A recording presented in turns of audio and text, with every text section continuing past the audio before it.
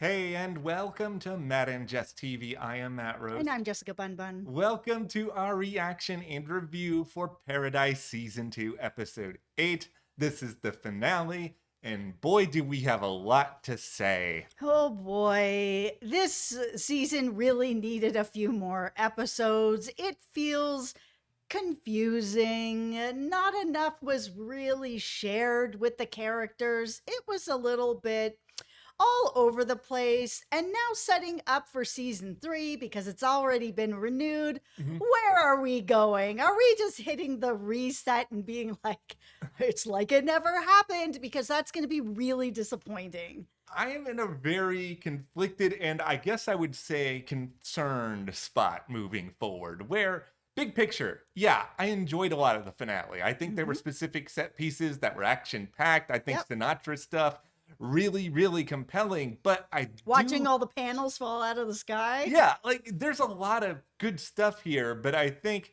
at the end of it, we all have to kind of sit back and wonder, and this is something we've talked about all season. Mhm. What sort of show is Paradise trying to be? What is the central message here? Is it one about the power of technology in order to fix our problems? Or is it about humanity in order to fix our problems? Because it feels like this show's going to go one of two ways entering this final season. And to me, there's one road that's really, really interesting and really smart storytelling wise. And then there is the other road, which you already laid out, that is kind of sort of a reset button, which does make me sit back and feel like how much of this is really going to be important in the end. That's the thing. I've never really been a fan of it's all a dream Mhm. or we're just going to reset it because then it feels like the journey kind of didn't matter if we get to the end and it kind of doesn't matter because it all just gets reset.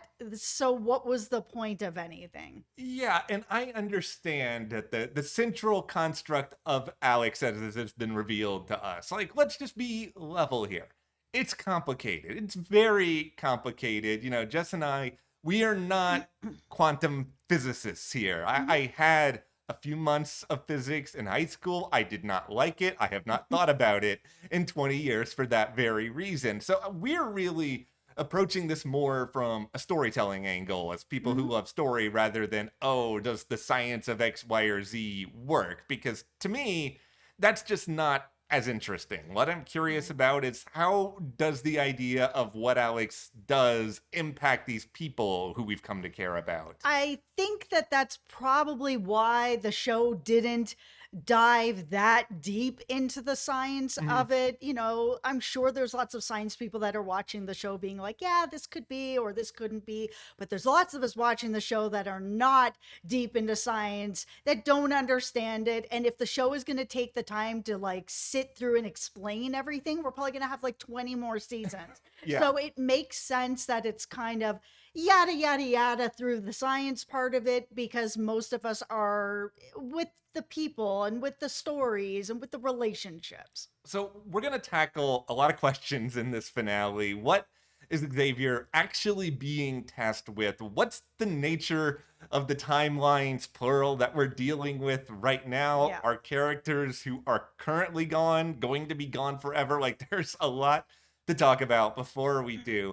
Be sure to hit that subscribe button because Mhm. you guys, you're already subscribed to Hulu. So just stick around because the Testaments is coming. Yep. We are so unbelievably excited for that. We covered The Handmaid's Tale for many, many years. It is Mhm. the direct continuation, also based on the Margaret Atwood source material. It is one of the things we have been most excited for all year long. Absolutely. We're also going to be covering From next month. That's Mhm. a one that we are very, very excited about as well. And over on our memberships, right now we are covering Monarch Legacy of Monsters and we've got The Boys, the final season. We're going to be covering that for our members here at YouTube as well. It's a great way to get more content from us, but it also really helps support Matt and I. So thank you so much. Thank you guys very, very much. We really appreciate that support. Okay, so beefs. Who has beefs with this finale? I have my beef All right, hat on. go We're ahead. going to Let's start do it. with my first beef, which is that I don't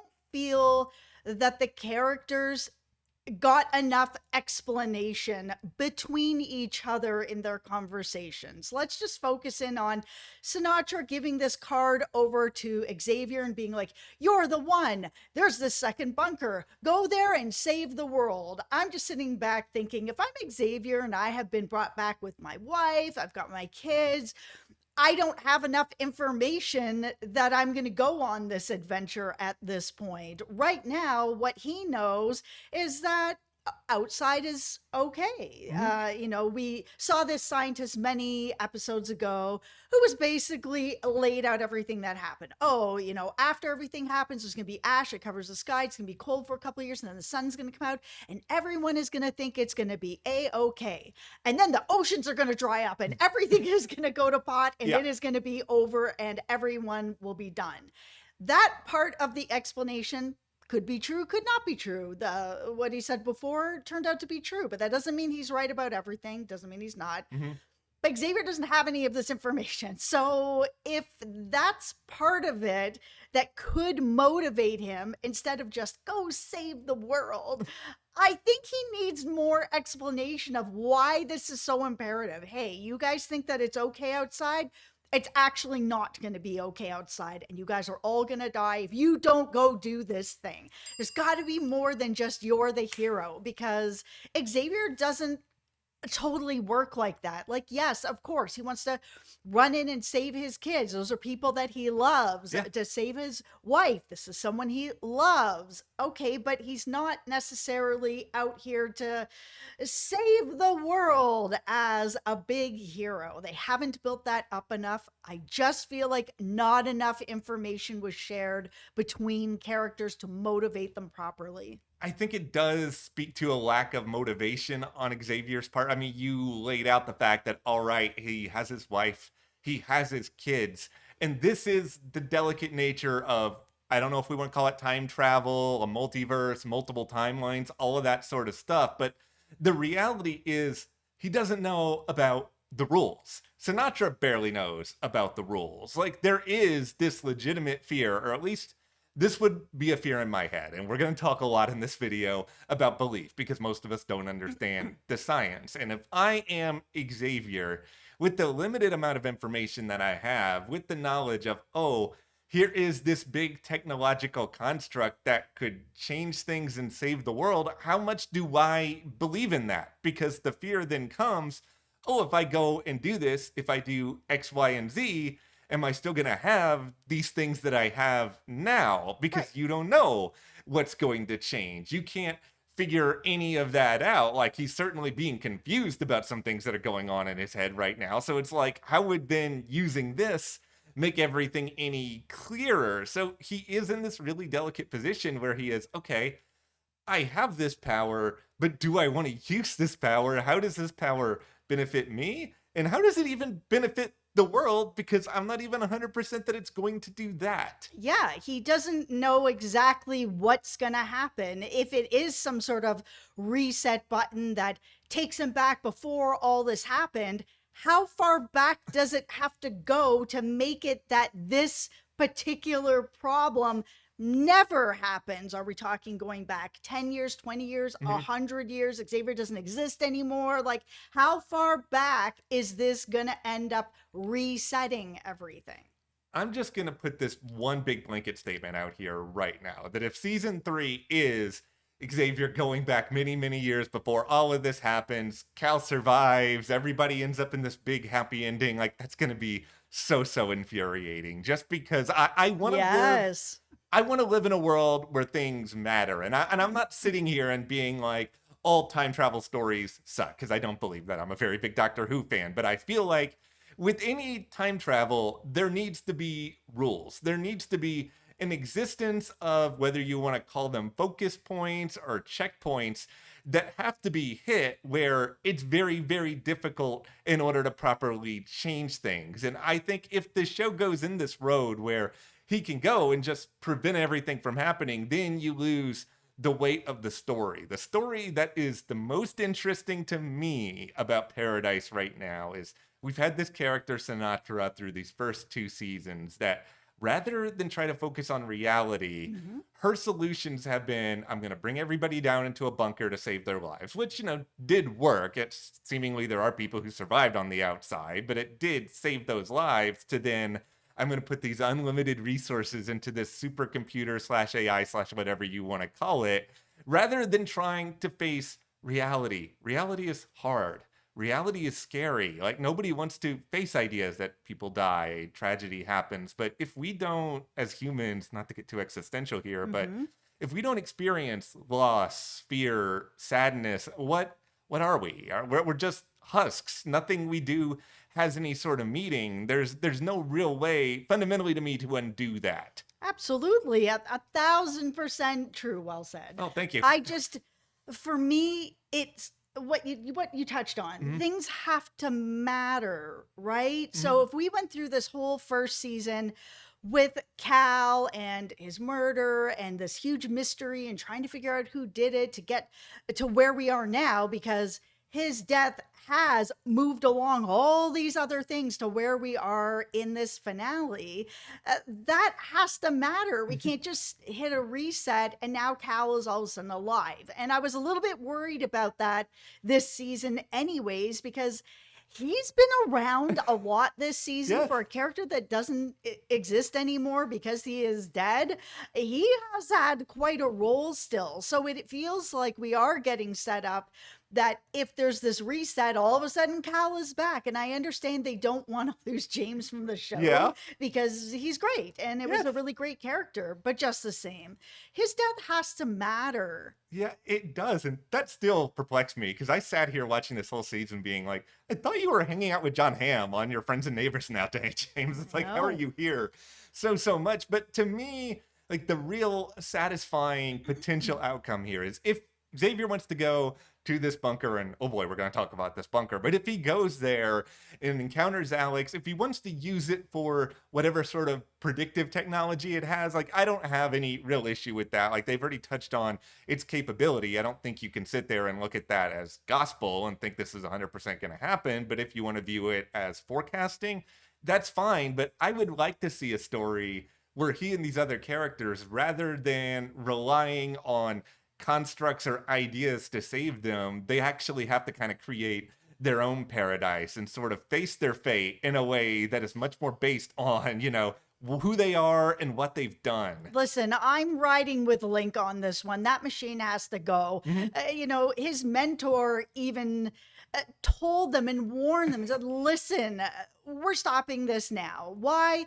This machine is predicting things in 10 seconds that would take the greatest computers in the world a universe of time to be able to predict and give answers to, and we haven't even asked those questions yet.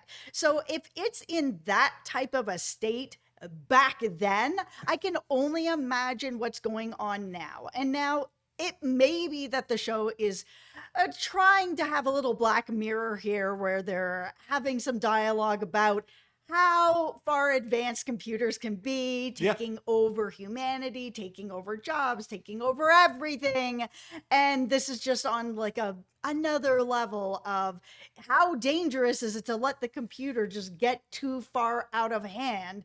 That my tinfoil hat is next season, if Xavier is going to go and meet up with Alex, that he is just going to destroy the machine and instead take the consequences. Okay, life may not be as easy as it was beforehand, but as humanity, we made a bunch of mistakes. Maybe now, with just us, we'll be able to go forward and try to stop making those same mistakes and maybe create a paradise of Earth without this machine here predicting everything or controlling everything.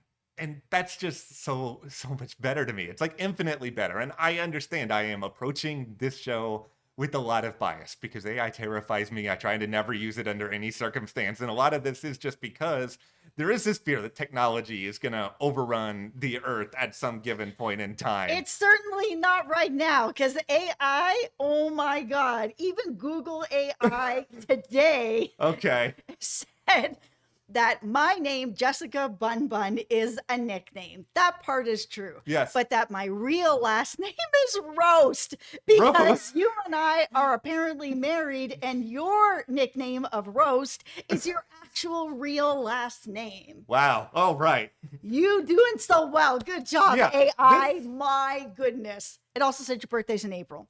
All right, I'm gonna have a birthday next. My birthday's in October, but it's all just a situation where we all know AI is fraud. So why are we trusting Yes. it this much on the show? Even like this super computerized version of it. I mean, the idea of autonomy mattering most when it comes to people and their decisions. Like this brings me to what could be brilliant with what this season has done, because you've talked a lot about Link here. Link's desire to take out Alex. Let's go, Link. Okay, Link, you can really be the hero from The Legend of Zelda with a lot of this, because if this idea exists, that, all right, Link wants to take out Alex, knowing full well everything that Alex is capable of, how much Yes. Link knows, not knows, that's always a discussion, but he clearly knows a lot about what Alex can do. Absolutely. If we're to kind of look at this idea of multiple timelines, multiple universes, all of that, there is this notion that if Link does this, he would be sacrificing himself, and that there could be a world that comes out of this where Link no longer exists, because once upon a time, seemingly,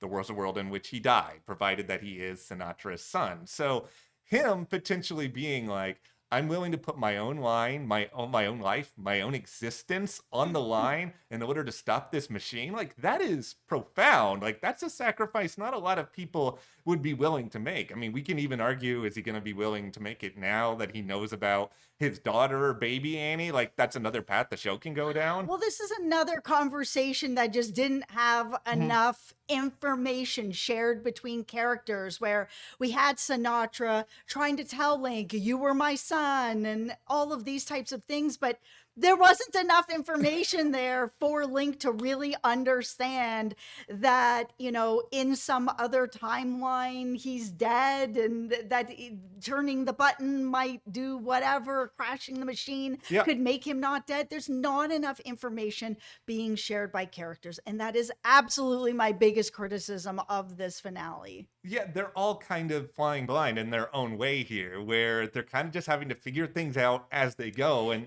that's a problem. This also includes Xavier. Yes. You still haven't told your wife about Gabby. You are showing up at this camp and being like, oh, this is my therapist. And that's all you're saying? Listen, I've seen you guys in the comments, and some of you guys are like, man, he thought his wife was dead. Absolutely. He thought his wife was dead. I think she's going to understand. Yes. But you don't just yada yada that away. You are in a committed relationship with your wife. Yeah. She has told you everything that's happened on her timeline. You are not sharing everything on your timeline. You've had lots of time to do so.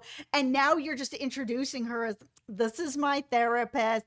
Hi, I'm Gabby. I'm the therapist. And you can see them both dancing around, how awkward it is. Yeah. You need to tell her. It makes me feel like he's just being very shady about it. It doesn't matter how much time has passed. He has an honest relationship with Terry, and they've really set that up on this show. Yes. So what are you doing with this character, Dan? I get it. He doesn't say it in the first 30 seconds. You don't have to.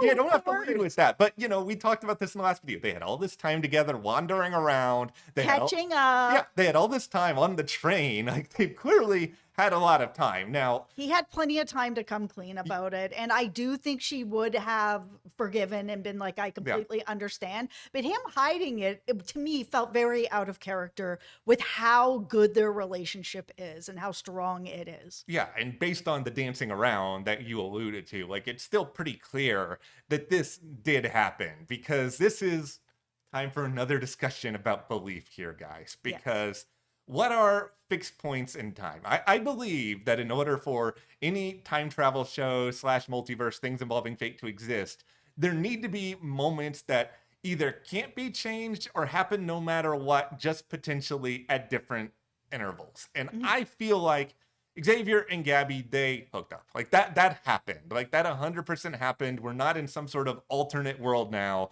where that didn't happen. And it's sort of this instance of, no matter what timelines are blended together on this show, we're living in a world where Cal is gone. We have not seen any instance, any timeline in which Cal has True. magically survived. Right. We have seen other events happening. I think Sinatra went knowing full well that there may not be a universe out there where Sinatra lives on beyond the events of this finale. Now, Yeah. I know a lot of counter arguments could be, okay, well, Link is still alive right now, and there's other timelines where clearly he's not. But the counter Yes. to that is that what's the real fixed point of Link slash Dylan? He died before it was his time. Like, that could still happen in the current timeline that is existing right now. So to me, these sort of fixed points can't be changed no matter what, because if you change them, you change the characters, you change the show, it's no longer compelling. The compelling idea here is Xavier, a guy who is a delightful human being by most accounts and is Yes. trying to do the right thing. Yes. But there are still things he has to contend with. We didn't know that Terry was still alive. That's fine. Yes. But it's ultimately, But now he does. yeah, it's something you have to confront now. It's something that you have to work through together. It just felt out of character, if I'm being really honest, with the Xavier that we've come to know and love, him being this hero, him being a flawed person, as we all are. Yeah. It just felt strange that he didn't say anything. It just didn't make sense for the character from the way that they've built the character.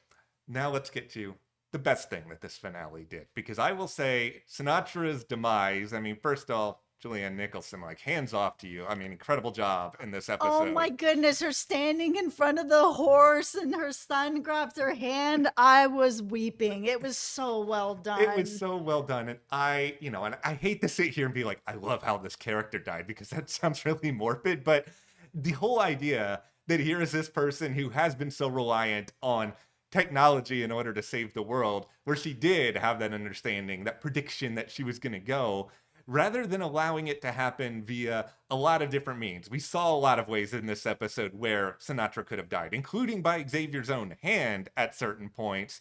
She actively makes the decision that I'm going to die on my terms, because it's going to mean sacrificing everybody else. Like, I mean, that's save everybody else. Yes. Like, that is something that is unbelievably profound and a really, really great evolution from this character who we've kind of wondered, is she really about the greater good? She's lived in all this ambiguity. This is her standing up on that literal and metaphorical tower and being like, this is who I am. Yeah, the character arc for Sinatra was so well done. I absolutely loved it, because from season 1, where it was a lot more ambiguous of, is she good? Is she bad? Is she a little bit of both? Yeah. Just a little bit of both, right? But you just didn't really know which way the pendulum was going to swing with her in any given moment, if she was going to do the right thing or the wrong thing. So to bring her all this way to this finale, where she finally understands how to do the right thing and to not be selfish and doing this so that she can see her son or save the world or all these other things that she thinks is more important. They're actually saving people's lives and sacrificing herself. It was the way to go. It was powerful. They can't bring her character back. No. This is where we're getting into deaths have to matter. If they bring her back next season, it's gonna just feel like this didn't matter. You have to commit to the twist, and it's hard. I understand wanting to use Julianne in a lot of scenes because she's amazing, course. but at the same time, it's much more profound, this idea of she has left this world doing what she believes wholeheartedly is right, and she's also given Xavier this note on what she believes wholeheartedly is right. And she may be wrong in this instance in handing this over. So she's still she's holding on to that clear idea of belief. This is what I believe. This is the way to save the world. Like, that part of her character has not gone away. So she still lives on in that way. She lives on via that message. We don't have to physically see her live on in order for us to be reminded of that now. And that's where it's going to get really interesting next season as well, because Xavier has this card that he is, the gatekeeper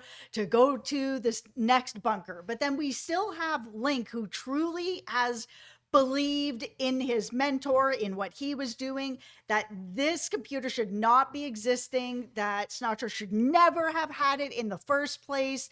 We don't know the entire motivation behind it. He hasn't been exactly that clear about why he needs Alex to not exist anymore. Maybe he just feels like it's too much power. Maybe he doesn't think that it's okay for anyone to just hit a reset button, that you just keep moving forward. The past is the past. The future is going to be the future and it needs to not be predicted. Maybe he's just mad that she basically stole this whole technology and Yeah. was like, too bad.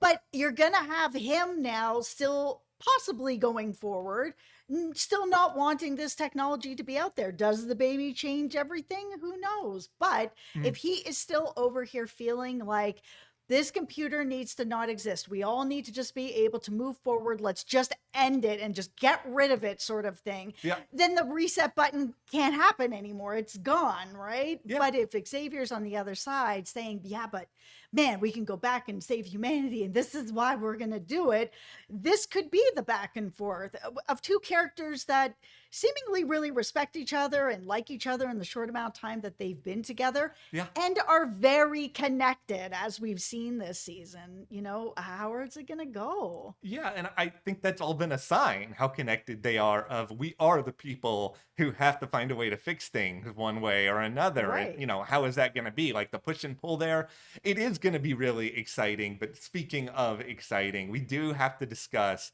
this other bunker being in the Denver airport. So if you guys will indulge me a moment of story time here, I don't want to say I'm a full-on insomniac, but there are nights where I can't sleep. And you know what I do? I will put on my earphones, I will pull up YouTube, and I will just let videos play until I start to fall. I have went down a miles deep rabbit hole when it comes to all of the various theories about what's going on with the Denver airport. There's Yes. some fascinating stuff out there, guys, Yes. about aliens, bunkers, a million different things. I love that they put this there. This is sort of the show in the midst of all this elaborate sci-fi stuff that they're doing, like actually taking on a piece of reality and being like, you know what? This is sort of Sinatra tongue-in-cheek hiding one of the most valuable things to her in plain sight, Yeah. where it is still nobody from the bunker can access it, but I think nobody would really think to go to the Denver airport because they already think all these other Yeah. crazy things are there. Exactly. I think that part of it was very well done. Now,